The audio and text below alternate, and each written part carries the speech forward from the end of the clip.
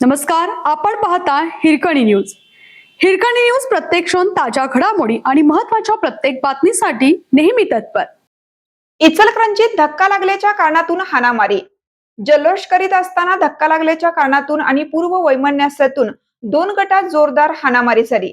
यावेळी झालेल्या दगडफेकीत वाद सोडवण्यासाठी गेलेल्या हेड कॉन्स्टेबल सद्दाम हुसेन सनदी यांच्यासह साहिल प्रदीप देठे, आनंद लक्ष्मण साठे, बादल परीस दौडमणी सर्व राहणार इचलकरंजी हे जखमी झाले आहेत.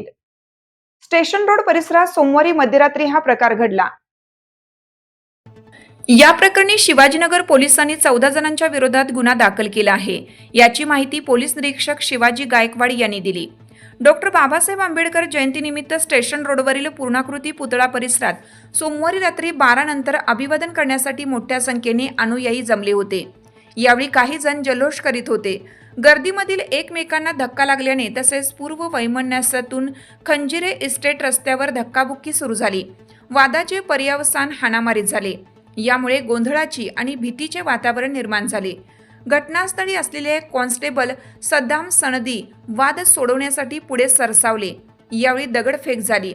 त्यामध्ये कृष्णा श्रावण कटारे, अमोल श्रावण कटारे, सिद्धार्थ नागेश विधाते, सूरज नागेश विधाते, ओंकार विधाते आदींसह अन्य अनोळखी 5 ते 6 संशयितांनी केलेल्या दगडफेकीत सनदी जखमी झाले.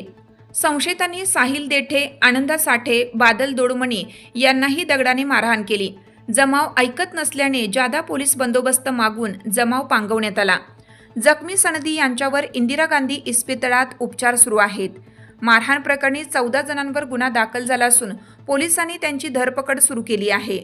उपनिरीक्षक प्रदीप जाधव अधिक तपास करत आहेत.